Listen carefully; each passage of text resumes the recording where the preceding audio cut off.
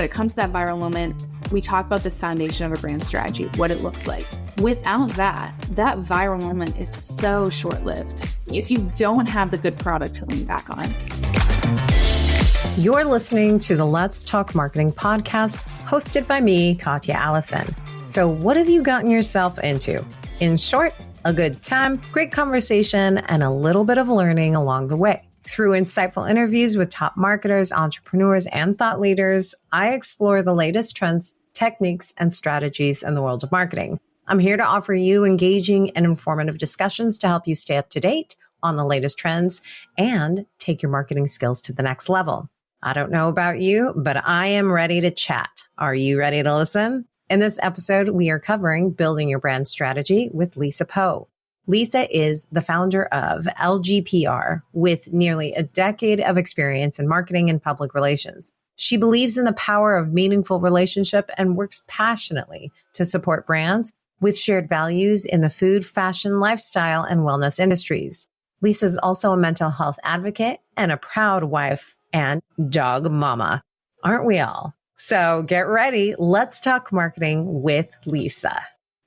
Lisa, welcome to Let's Talk Marketing podcast. Today's episode is all about brand strategy, and I'm excited to have you on here as our resident expert.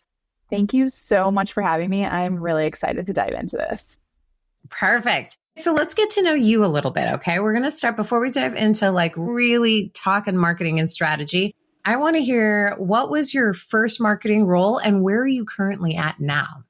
My first marketing role, plot twist, was actually in sports right out of college. I worked in PR and was very, very passionate about it. I was convinced that was my future forever. I very quickly realized that wasn't what I wanted forever, although there were some great moments. And now I own my own business in talent management and brand strategy. Perfect. It's full swing. I like that. Sports media. A particular sport? I was a baseball fanatic. I played softball my whole life, and I could tell you any MLB player's batting average from the years 2002 to 2013. That's a good fun fact. Yes, I was very passionate. I worked in collegiate athletics, though, and baseball, football, tennis, and golf, actually.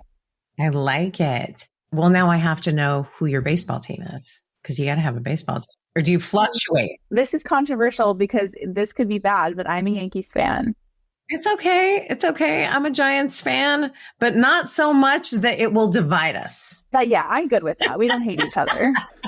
I just feel like our listeners should also know who your team is, because I like that allegiance. But let's be honest, I'm a college girl through and through. So Florida Gators over everything. If we go major leagues, we're going the Yankees. My whole family's from New York. Okay, well, now we know this. Now we know it. I would love to know, in your current role, what do you love about what you do? But conversely, what would you take out of it? It would be absolutely perfect if I could just remove this one tiny piece. So first, what do you love? Second, what would you take out? What I love is that, and I feel like this is almost going to sound cliche, but I really just get to work with people I love. We got to handpick each other in a sense, like the brands I work with and the individual creators I work with and talent I work with. We just have phenomenal relationships. I just remember thinking my first trip as a business owner to New York for this event for one of my clients. And I'm like, how is this? I'm working right now. I'm going to New York to do this amazing Pride Month event with people I love and the brand that I love. And this is my job. It was very surreal in that moment to be like, I'm working right now. So the people, I would say, what I would pluck out of it, as much as I want to say I'm not, I am ultimately a little bit of a salesperson, let's be honest, right? I have to promote products, sell them, and also basically pitch and sell my talent clients to brands. Even though it's more than that, I think that salesy outlook leaves a little bit of an ick in my mouth sometimes. And also there comes the hard conversations about money and negotiations, which I am such a relationship first person that sometimes the transaction part of it can make me feel some type of way.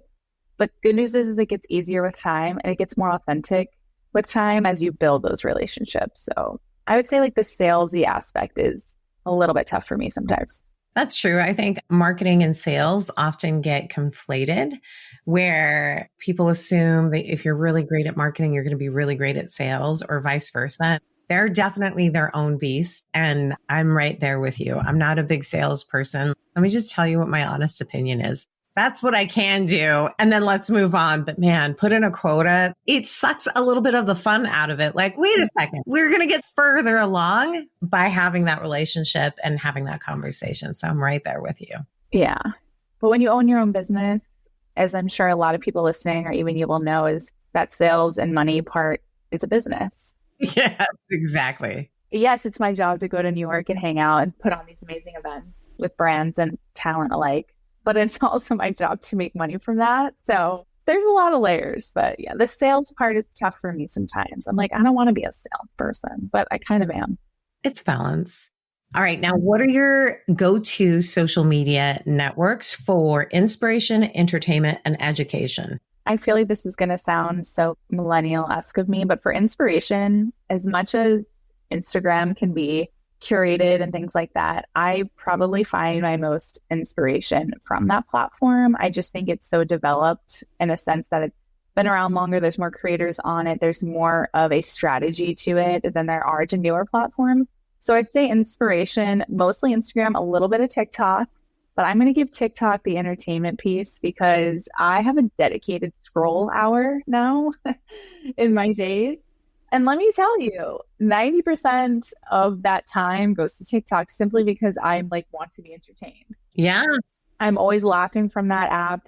I also embarrassingly have landed on boy band TikTok. So I'm there now. And I'm like, why am I watching NSYNC concerts from 2001, which were phenomenal, by the way? I don't know, pure entertainment. Education, I'm going to go old school here. I'm going to say Pinterest.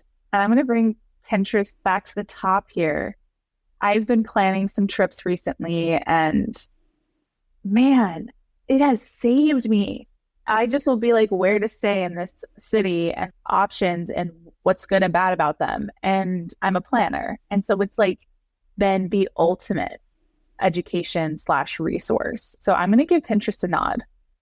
Oh, I like that. 3 different social networks. I love that you schedule time for entertainment when it comes to especially TikTok. I don't know about you, but I will go through the endless scroll, which I love this scheduling. That's fantastic. Now, final question before we do dive into strategy is how do you stay up to date on trends? Because I feel like this is a tough one. So I'm really interested selfishly. So I'm asking all the guests.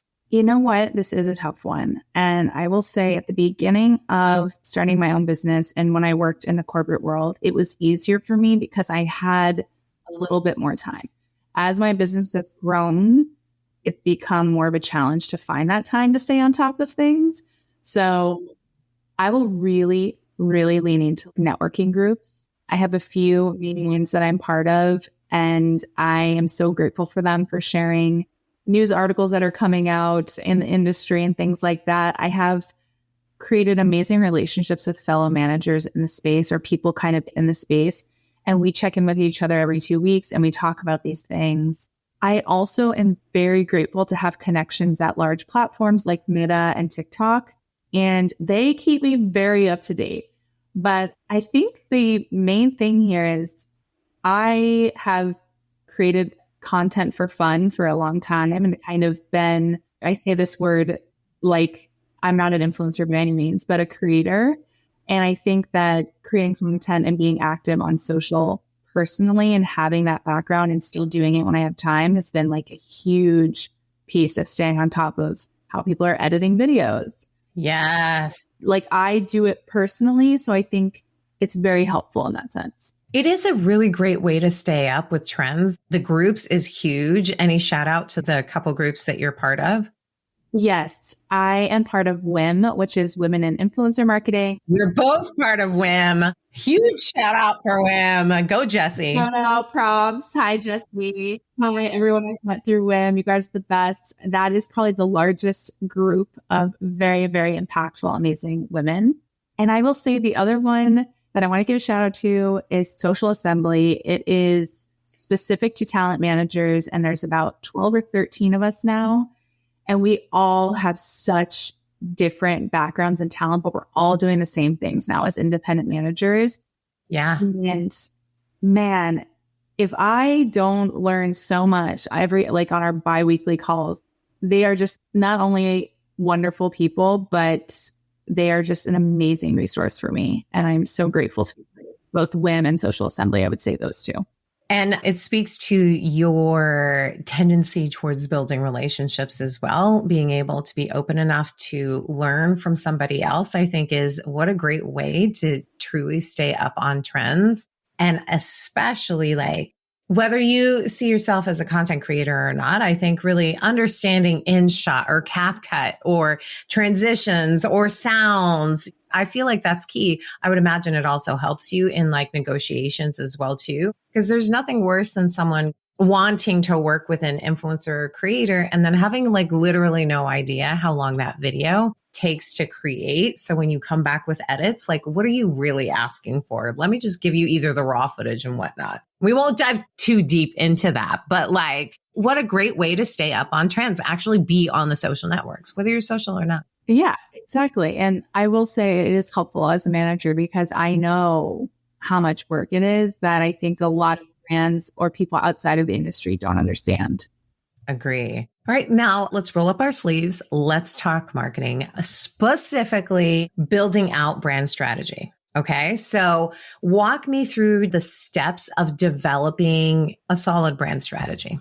This is a big question. I'm going to try to keep it concise for everyone listening and try to speak and simplify it, I guess, because it's very nuanced and everything is different. But I will say that the tactics and execution of strategy will differ from brand to brand, of course. But there is a common denominator for most, if not all, brands building a brand strategy.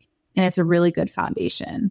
And I think there's pieces to this to building that strategy out. So you have to start with, first and foremost, a good product or service. Yeah. Something genuinely good that is either backed by studies or something that has helped you in your life or the founder or creator, whatever the case may be. A really good product will help sell itself. It's the foundation of a good brand strategy. And I know that sounds simple, but it's very important.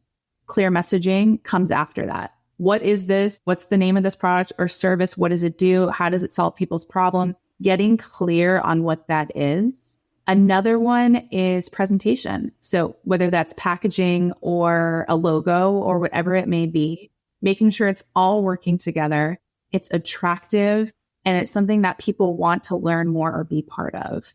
Again, I'm touching on the big pieces here. There's a lot. But then I think kind of the next step or next piece to building a good brand strategy is having a team that believes in promoting this product or service. And that's building that out. That's having the resources. And sometimes it's 1 or 2 people, and sometimes it's 20 to 30 people, depending on the size of the business and brand.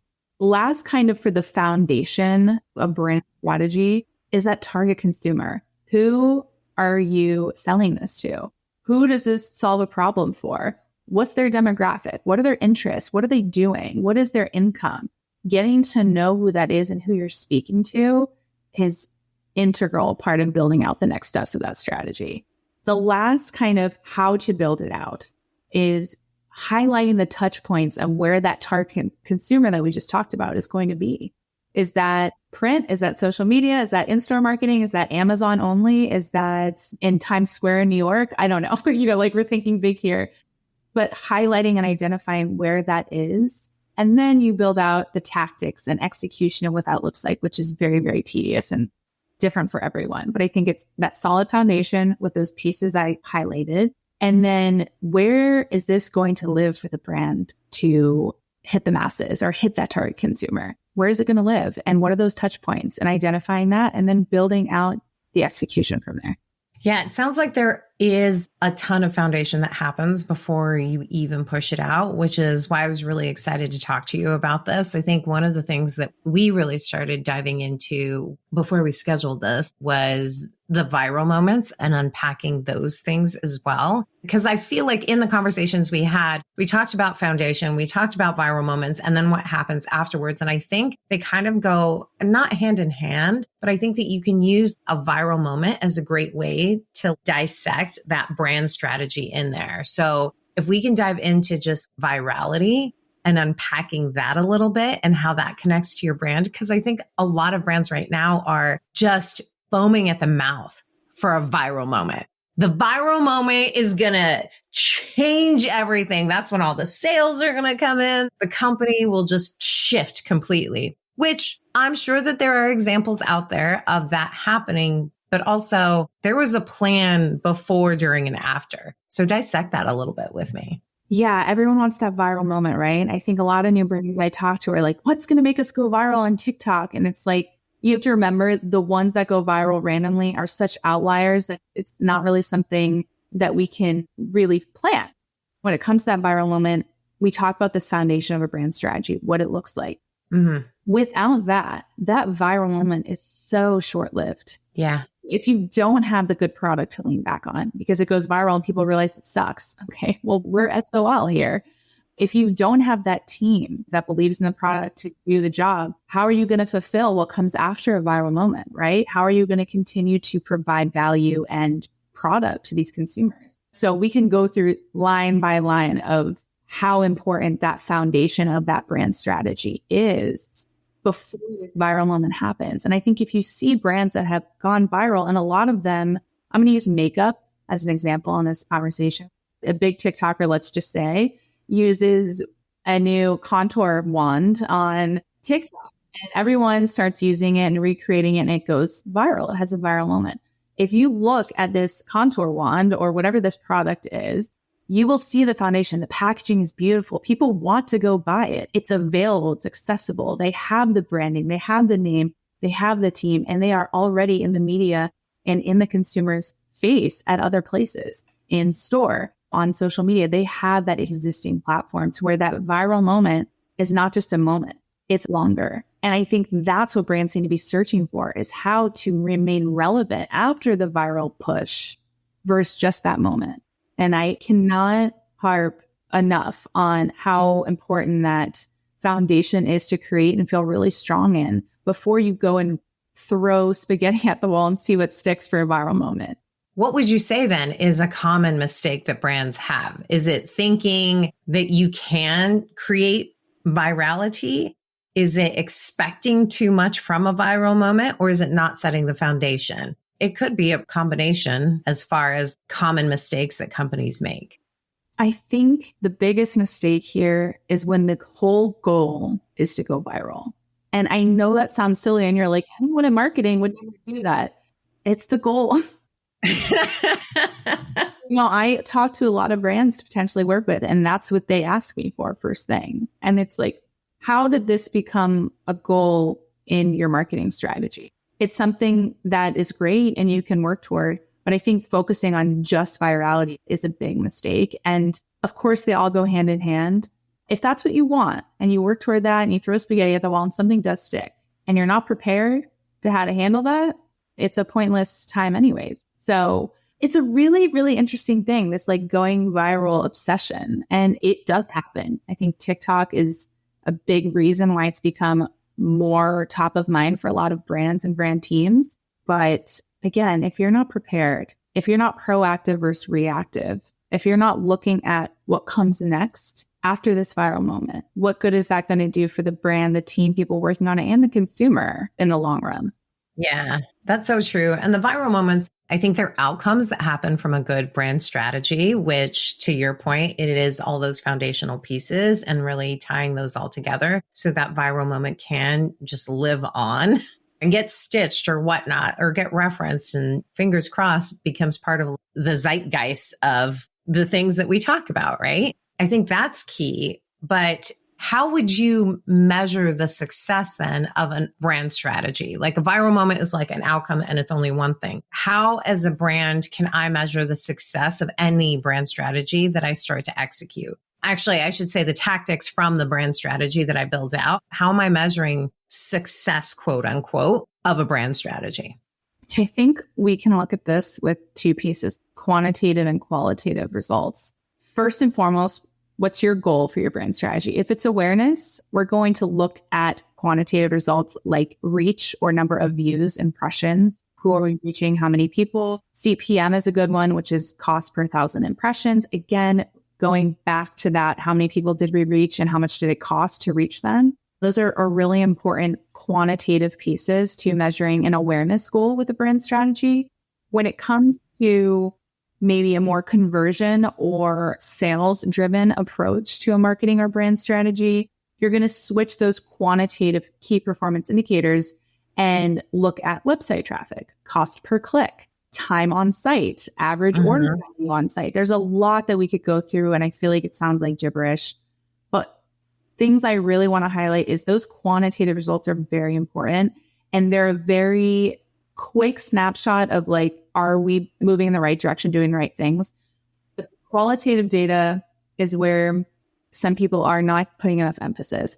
And when I say qualitative data, I mean, what are the consumers saying? What are they commenting on these viral posts? Are they interested? Is the sentiment positive? Is it negative? Are you solving a problem for them? Are they repeat consumers? Are you meeting the needs of the people and the consumer that you are targeting? And I think the best way to look at that, quantitative is great. Cost per click, CPM, whatever, great. What are people saying? How are they engaging with you? Are they coming back? And is the sentiment good for your brand online? Is it positive, neutral, negative? What is it? And I think those are ways to measure success. You want to look at it as a whole, but I really want to emphasize those qualitative pieces. I couldn't agree more. The quantitative absolutely makes sense. And the qualitative is something that I know I myself preach all the time as well. So I'm curious because you mentioned sentiment, and I was going to ask you a follow-up on that because I get a lot of questions of like, how do you even measure sentiment? Is there a tool you use for sentiment analysis that can really help determine, all right, what are people saying or how are they saying it? Am I gathering just all of the comments and how many comments and who does that, especially if you're a smaller team? So how are you gathering that qualitative information so that you can measure out sentiment?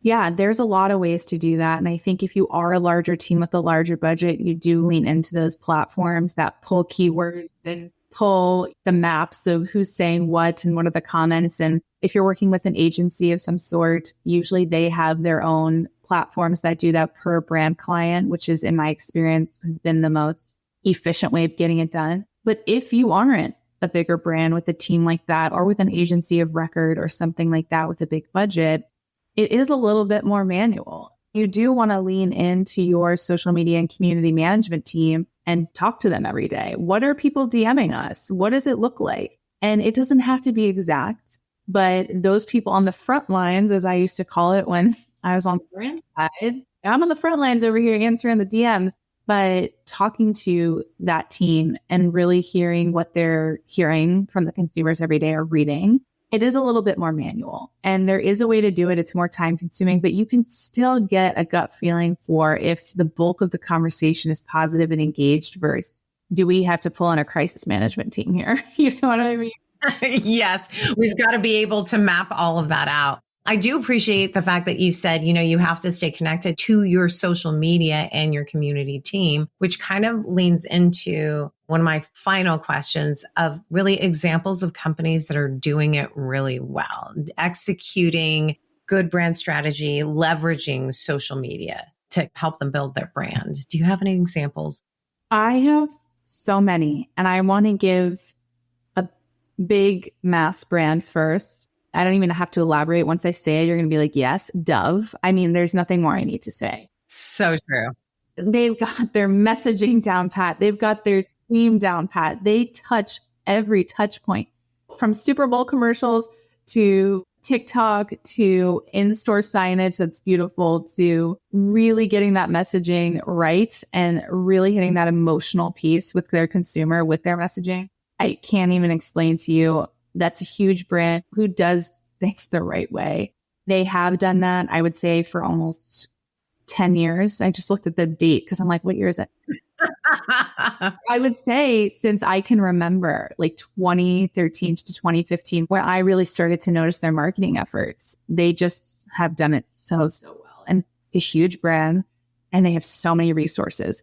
So I want to go to like the smaller side and share a brand that I think has done a great job. And I'm hoping people heard of this company, Olipop. Have you heard of Olipop? Of course I've heard of Olipop. Oh, that's a good Olipop shout out. Yeah. Hey guys, love ya. At least Olipop, Exactly. We'll drop the contact information in the episode page. I mean, they're very sweet, hardworking. They are a brand that, in my opinion, they started so small. They're obviously growing now and growing into more places, but they have a banging product. So we don't even have to talk about that, right? Like, I think packaging looks good, all the things I could say, but I really want to commend them on how they've been prepared for the marketing piece and how they've also adapted in their marketing. So I think originally it was more grassroots sampling, things that fit into their budget. I think they dabbled in the influencer space a little bit, but then they had a little moment, and don't remember, I'm on boy band TikTok. So remember that from the beginning. I'm also on Justin Bieber TikTok, again, outing myself here. All the skeletons are coming out of the closet right there. There was a moment, I don't know when it was. I think it was in the last year and a half.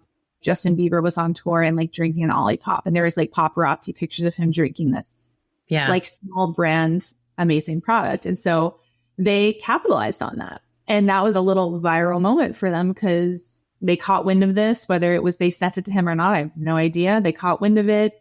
They capitalized on social media, but again, they were prepared. They had all the boxes checked to kind of capitalize on that, keep moving in that direction.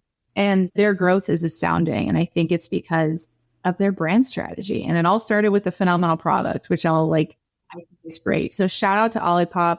They've done a phenomenal job in the industry. And I think they were a Kickstarter for that healthier soda that now there are tons of options for. So I'm going to say Dove for our large mass brand. Yeah. I could go on forever about their campaigns.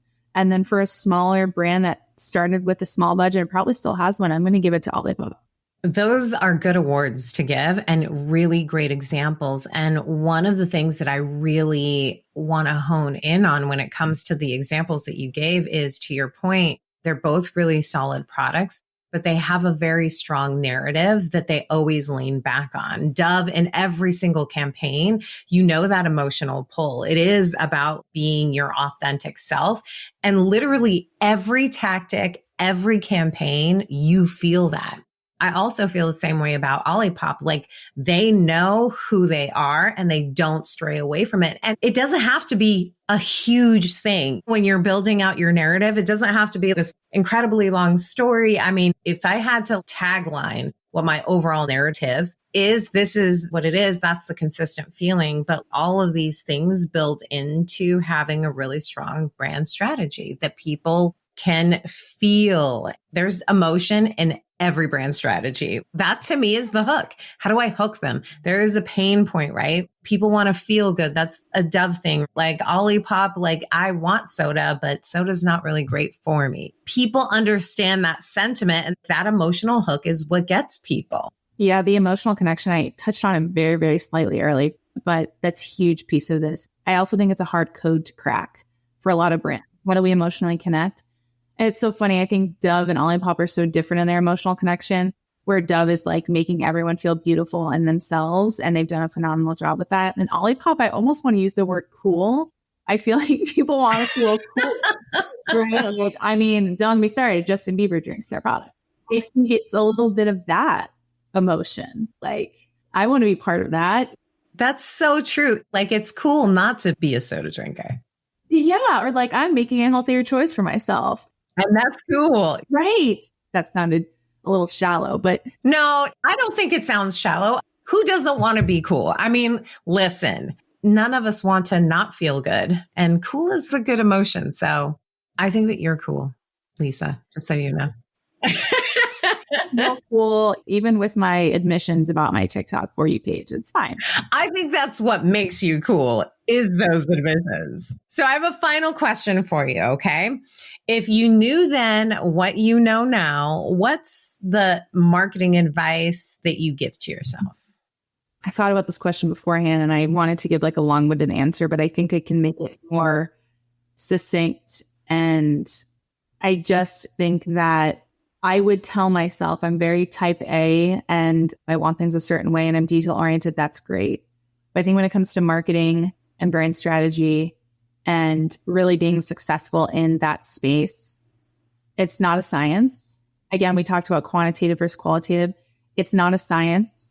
We can't forget that qualitative piece of it. We can't forget that emotional connection. We can't forget the meaning behind what we're doing. And I would say to tell myself it's not a science and there will be ups and downs. There will be like trial and error, but to not forget to lean into the emotional aspect of building out a brand strategy, of being a marketer, and of being ultimately somebody who's helping bring stories to life for brands.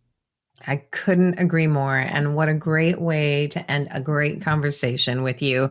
Thank you for dropping your knowledge and sharing your thoughts and tactics and insights on building a brand strategy. Thank you so much. Thank you for having me. Chat about this for hours. I really appreciate it. And I hope that people have some fun learnings from this. So thank you so much. I love talking about branding, and I really enjoyed my time with Lisa. Here are my key takeaways from today's show. Number 1, building a solid brand strategy requires a good product or service as the foundation, followed by clear messaging, presentation, a team that believes in promoting the product or the service, identifying the target consumer, and highlighting those touch points where the brand will live and reach that target audience. Now, the tactics and the execution are different brand to brand, but those are kind of the common denominators that are important for building a successful brand strategy. Number 2, the importance of having a strong foundation in brand strategy before even trying to create a viral moment is important. While viral moments can be a really great way to gain exposure and potentially increase sales, I know that's what everybody's looking for, they're often short-lived. And without a solid foundation, a brand may not really be able to sustain the momentum from virality. Therefore, it's important to focus on building a strong brand strategy that includes a good product and a team that believes in it. Number 3, a successful brand strategy also involves both quantitative and qualitative measures of success. Quantitative measures are simple. Well, not simple, but I guess they're the numbers that everyone's kind of used to. Reach, impressions, website traffic, and cost per click provide really kind of a quick snapshot of performance, while qualitative measures things such as consumer sentiment, engagement, and repeat business. And it provides more of just kind of this nuanced understanding of really how well a brand is doing. Is it meeting the needs of that target audience? It's important to measure both types of data to really kind of fully evaluate the success of brand strategy. Now, I'd love to hear the nuggets of insight that you walked away with from today's episode. Subscribe and follow on LinkedIn, YouTube, Spotify, or wherever you listen to podcasts. A special thank you to my podcast producers, the amazing team at Content Allies. Let me know if you want information. I'm obsessed with them and I love to share. Check out the episode page to learn more about Lisa and also how you can get in touch with me. Thanks for spending your time with me today. And until next time, may the conversation flow, the laughter linger, and the outlook remain optimistic but grounded in reality. This is Katya signing off.